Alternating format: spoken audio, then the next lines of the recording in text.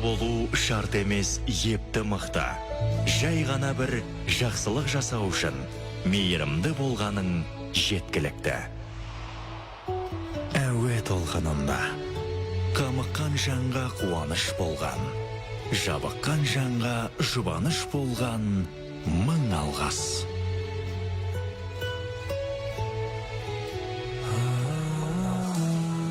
Мың алғыс.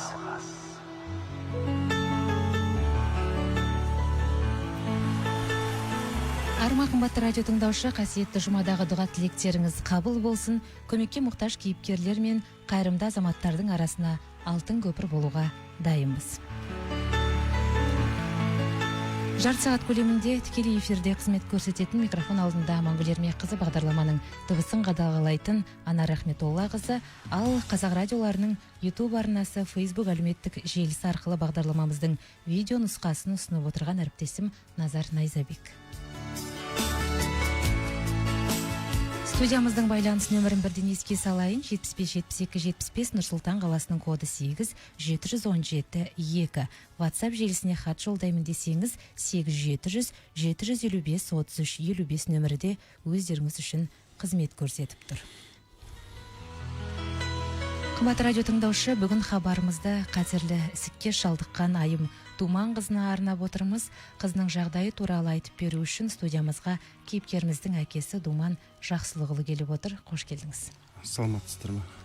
Думан мырза, енді Айымның диагнозы туралы тарқатып өзіңіз айтып берсеңіз, симптомдары қалай байқалды? Симптомдары былай ешқандай байқаусыз өтті. Бір неткені кішкене бір жамбасында ісік пайда болды. Сол ісікті біз 2 айдай зерттедік, ежім айтамады. Сосын Қарағандыда бір УЗИ өткізген жерде, сол жерде нақты айтты, мынау бір ісік бар екен, соны срочно жаңағы Астанаға апарып көрсетіңдер деді. Содан бірден жол алып Астанаға кеп, Нұрсұлтан ғой, сонда кеп жаңағы центр материнства детствода сонда жатқызып операциясын жасады.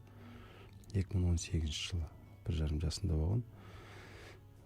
Операция жасаған кезде ісікті толық алынбады, қалдырып қойды. Содан ем арман қарай жалғастырып, осы Нұрсұлтан қаласында химиотерапия алды.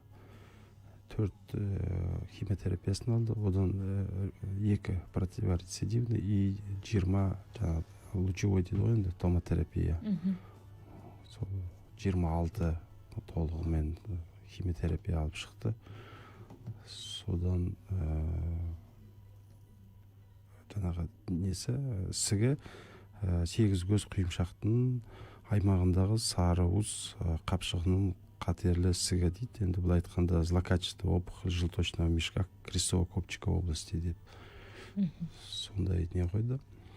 Одан жаңағы рецидив болғаннан кейін, лучевойдан кейін екінші рет рецидив болды. Ол кезде уже жаңағы дәрігерлер өздері айтты, біз қолымыздан келгенін істедік, біздің қолымыздан енді арман қарай түк келмейді. Апарсаңдар шетелдің европейский клиникаларда ғана емдей алады деді. Именно Испания, Германия, сол 2 жерде. Толық зерттеу жүргіздіңіздер. Иә. Осында толық зерттеу жүргізіп, сол өздері айтты, сол рекомендация бойынша біздің еміміз, емдеу ары қарай жалғастыра аламыз, бірақ ол ем болмайды деді. Нәтижесіз болады. Содан шетелдік клиникаларды зерттеуге тура келді сіздерге. Бүгінде Айым сол шетелде, яғни Германияда ем қабылдап жатыр, иә? Ол 2 ақпан осы 2020 жылы бірден сол шетелге шығардық, билетті алып самолетпен. Сондан барып, жаңағы германский клиника, Шарите деген, соған сұранып, сол кезде операциясын жасады. Толық жақсы операциясы өтті. Толық ісігін бәрін алды. Одан кейін МРТ-ға түсіргенде таза екенін көрсетті. Енді арман қарай лечениесі сондай ұзақ болып тұр. Ол себебі жаңағы анау қанша уақыт ұзақтығы? Енді әлі бір 3-4 айдай бар. Мен қазір уже 8 ай болды ма? Әлі 3-4 айдай. Ең бастысы қатерлі ісік алынды толығымен, иә? Иә. Әрине ол қомақты қаражатты талап етті. Иә. Ол енді қазір осы кезде бар лечениясы 300 мың евроға шығып тұр. 300 мың евро деген, енді сол 150 миллион теңге ғой. Соның қазіргі уақытта 126 мың евросын төлеп, сөйтіп емін жүріп жатыр. 62 миллионнан астам теңгеге шаққанда, иә? Теңгеге шаққанда 62 миллион. Енді ары қарай да емі жаңағы стволовой клетки дейді. Сосын гепатит С-тың осы жерде тоже осында емде болғанда заразит еткен гепатит С-мен соны емдеп жатыр. Ол да жаңағындай қымбат препараттармен деп Америкадан заказ берген 40 мың евро бір упаковкасы деп. Сомен қазіргі уақыттың өзінде әлі де біраз қаражат керек еміне арман қарай. Қанша теңге қажет емді жалғастыру үшін? Қазіргі уақытта әлі 87 миллион теңге керек. 174 мың евро керек әлі. Бұл әрине қомақты сома. Иә.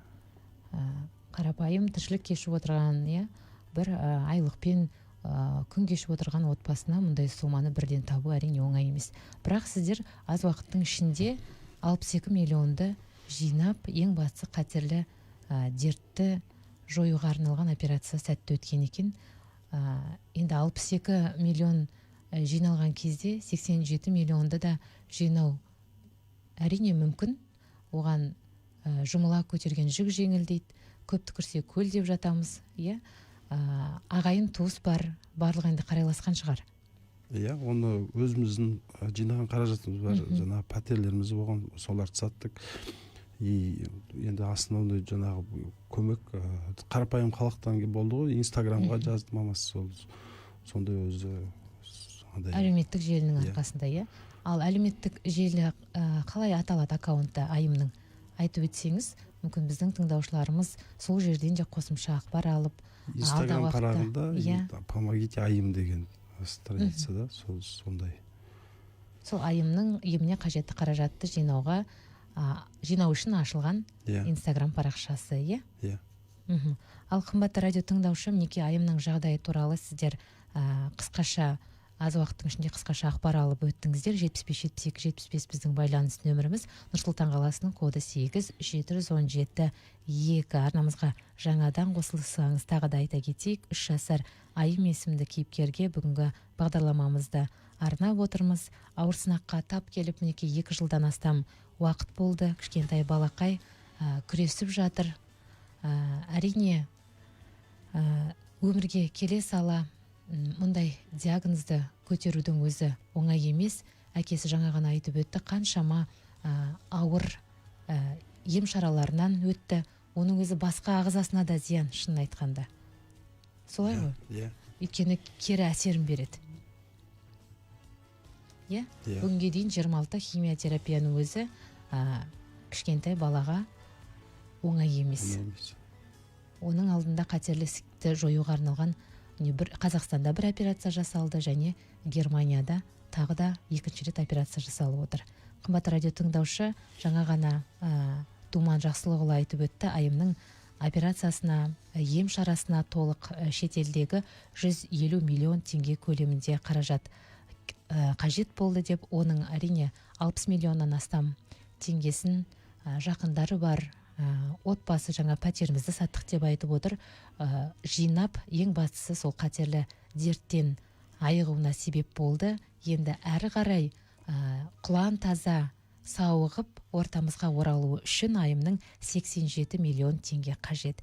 Жұмыла көтерген жүк жеңіл, тағы да қайталайын, қолда бар қаражатты аз демей, көп демей, балапанның дертіне сауығып кету үшін деп ниет қылсаңыз, менің қолымда айымның анасының атына ашылған есепшот бар, мұқият жазып алыңыздар. Айымның анасы Дана Сазанбай қызының атына ашылған Каспий Голд нөмірі 51 69 49 31 13 87 07 22.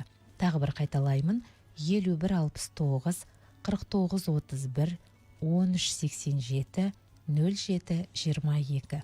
Көбіне ауыл аймақтағы тыңдаушыларымыз Халық банктен ашылған есеп шоттарды сұрап жатады. Оны да айтайын.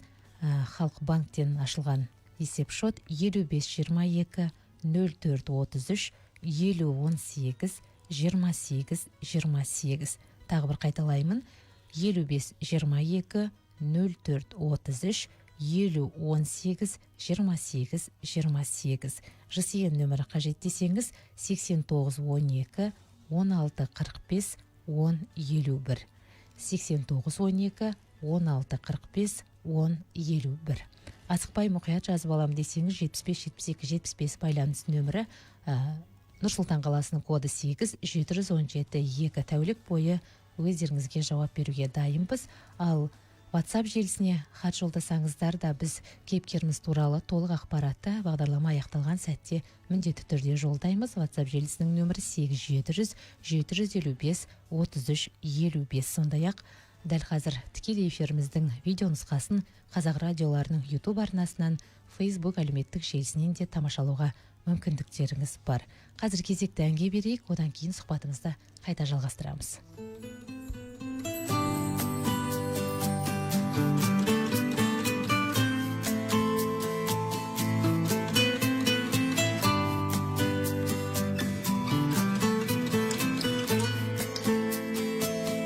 Қолын шағым қолынан желбірейді тұлымың, тілмен көзден аман бол, шақырады арман жол. Бал бөбегім балапаным менің, аялайды алақаным менің, арайлансын атар таңың сенің, балапаным менің, балапаным менің. Ғажайып бір ертегім, еліктейін еркелім, балдай тәтті қылығың, шекердей шырыным. Бал бөбегім балапаным менің, аялайды алақаным менің, арайлансын атар таңың сенің, балапаным менің, балапаным менің.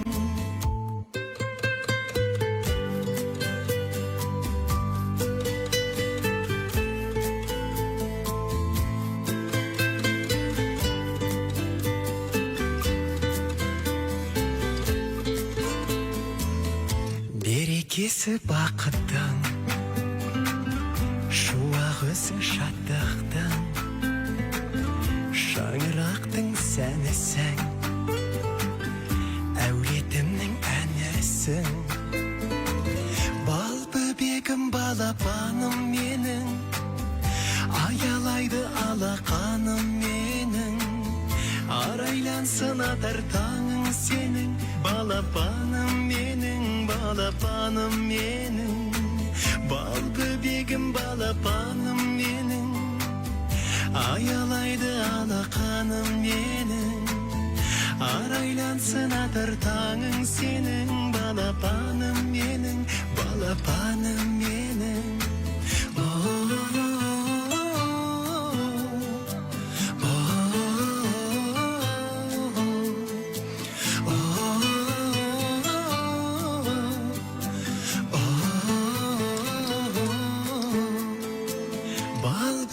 Балапаным менің, аялайды алақаным менің, арайлансын атар таңың сенің, балапаным менің, балапаным менің.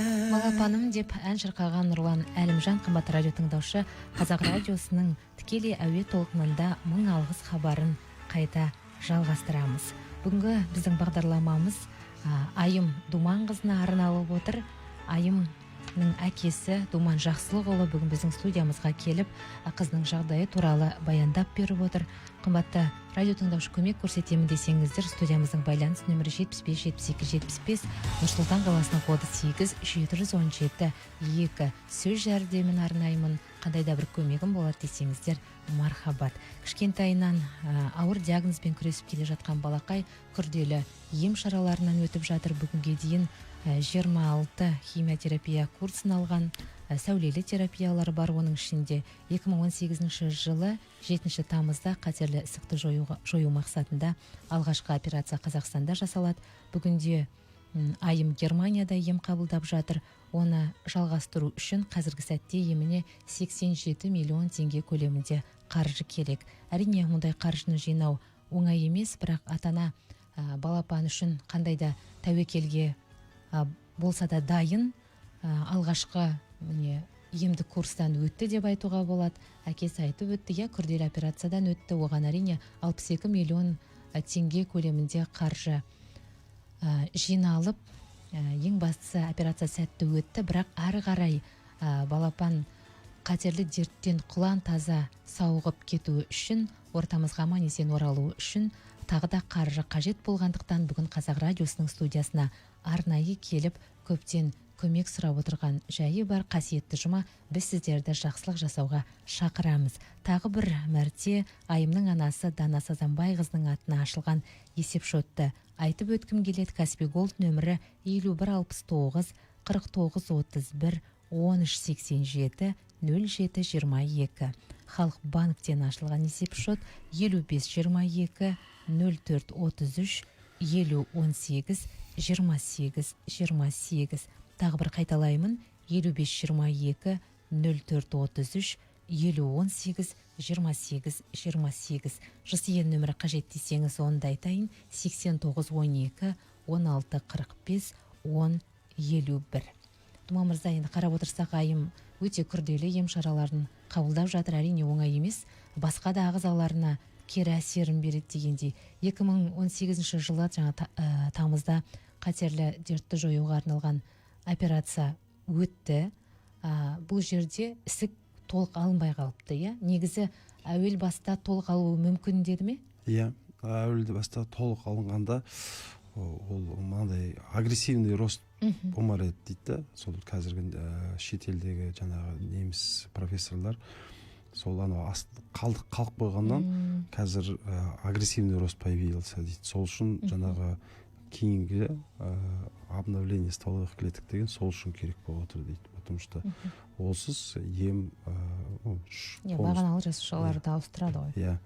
Сондай қазір жағдай болып тұр.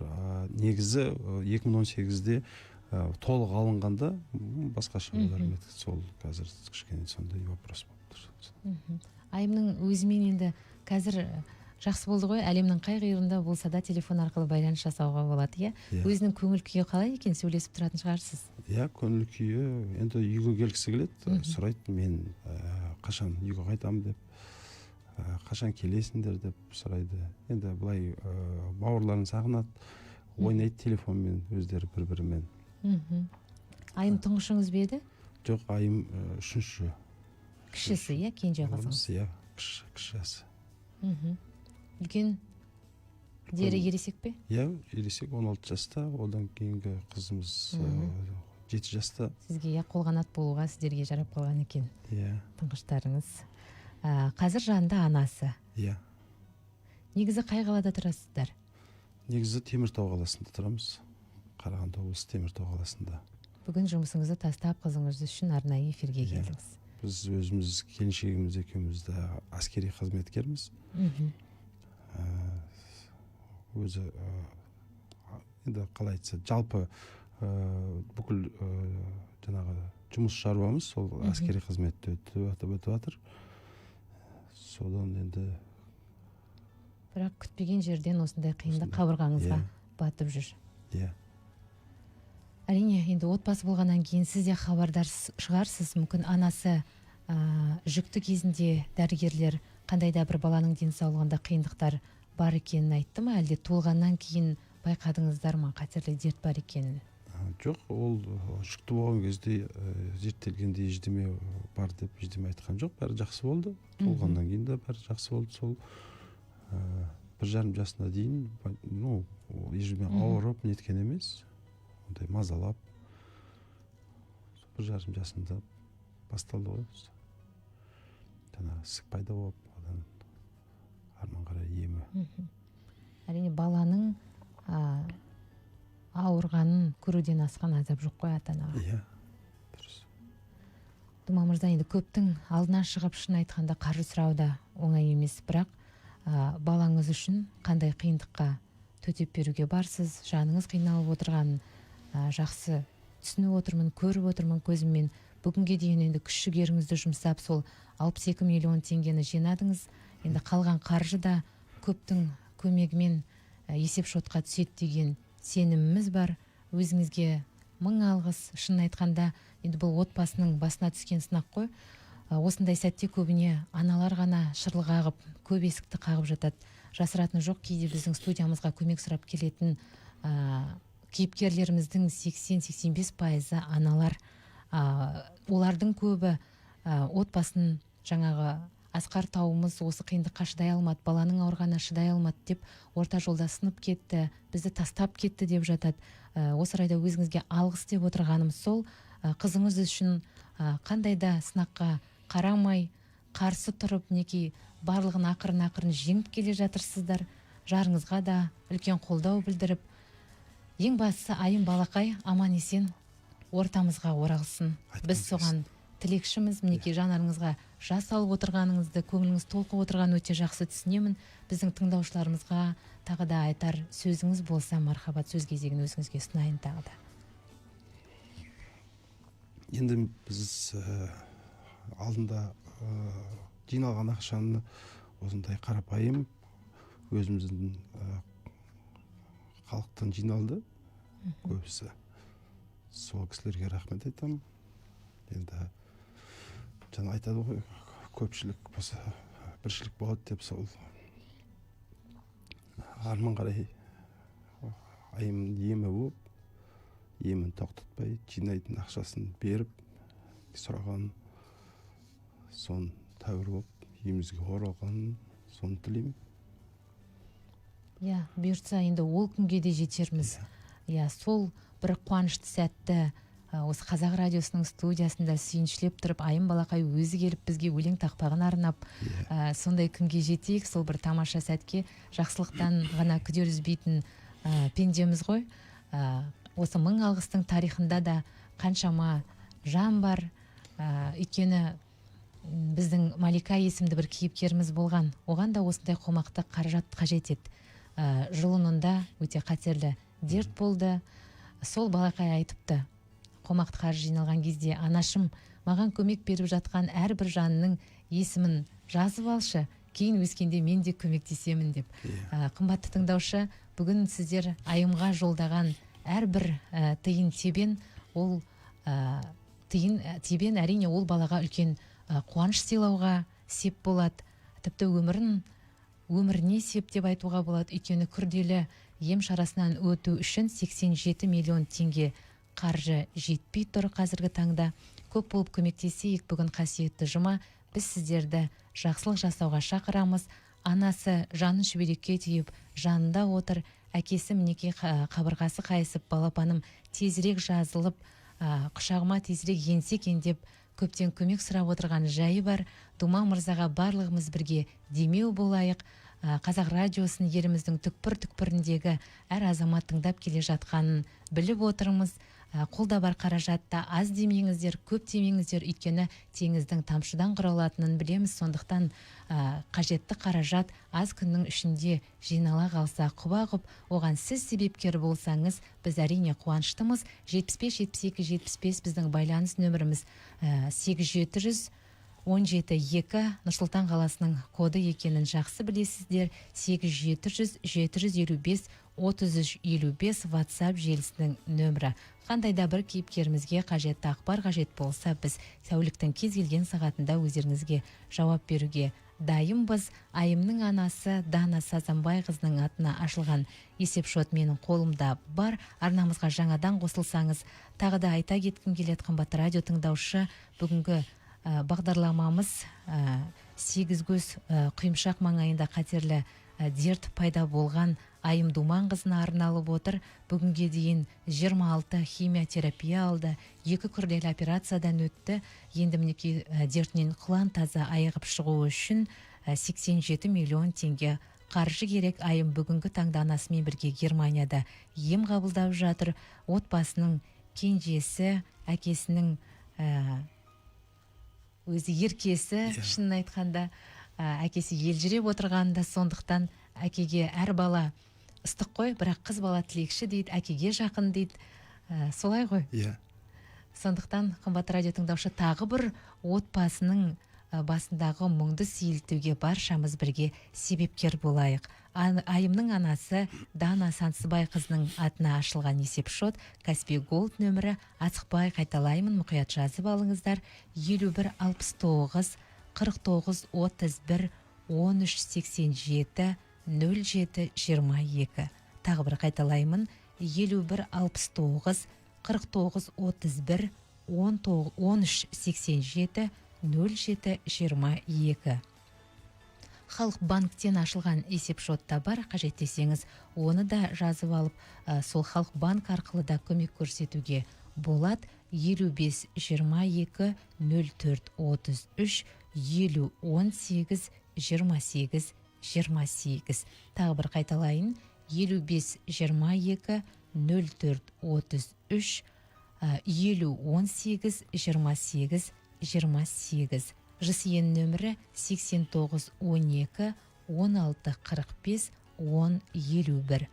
89 12 16 45 10 51. Бұл айымның анасы Дана Сазанбай қызының атына ашылған есепшот және ЖСН нөмірі 75-72-75 біздің байланыс нөміріміз. Нұрсұлтан қаласының коды 8 717 2 8 755 3355. Бұл біздің WhatsApp хат-хабар желісінің нөмірі. Қымбат радио тыңдаушы, кез келген уақытта бізге хабарласуға мүмкіндіктеріңіз бар. Мінекей WhatsApp желісіне де айым балақай тезірек сауығып кетсін, ата-анасын қуанышқа бөлеп, елімізге аман есен оралсын деген тілегін Анар есімді тыңдаушымыз жеткізіпті. Бізді тыңдап отырған әрқайсыңыз айымға тілекші болыңыздар. Көптің тілегі қашанда қабыл дейді. Айым балақай тезірек сауығып кетсін, Алла дертіне шипа берсін, қолда бар қаражатымызды салып, міндетті түрде көмек көрсетеміз дейді. Бекнұр есімді біздің тыңдаушымыз осындай хат жолдапты. Хат жолдап, ниеттес, тілектес болып жатқан баршаңызға, қымбатты радио тыңдаушы, мың алғыс дегіміз келеді. Айымның анасының атына ашылған есепшоттарды мен хабар барысында бірнеше рет қайталап өттім. Бірақ біздің студиямыздың байланыс нөміріне хабарлассаңыздар, міндетті түрде өздеріңізге тәуліктің кез келген сағатында жолдауға дайынбыз. Думан мырза, өзіңізге мың алғыс, аман болыңыздар. Қуанышты сәттерде жүздесуді жазсын. Айым балақайды баршамыз бірге елімізде күтіп алатын күнге жетейік. Сіздерге рахмет, халқымызға рахмет. Осылай тастамай көмек беріп, барларыңызға да көп рахмет, мың алғыс. Аман болыңыз. Рахмет көп-көп. Міне қымбатты радио тыңдаушы, бізге берілген уақытта өз мәресіне жетіп келеді. Тікелей эфирде өздеріңізге қызмет көрсеткен микрофон алдында Амангүл Ермекқызы, бағдарламамыздың дыбысын қадағалаған Анар Рахметоллақызы, хабарымыздың видео нұсқасын Facebook әлеуметтік желісі, Қазақ радиоларының YouTube арнасы арқылы ұсынған Назар Найзабек, игіліктің ерте кеші, қайырымның үлкен кішісі болмайтынын естен шығармайық, әр шаңыраққа амандық тілейміз. Қазақ радиосы менің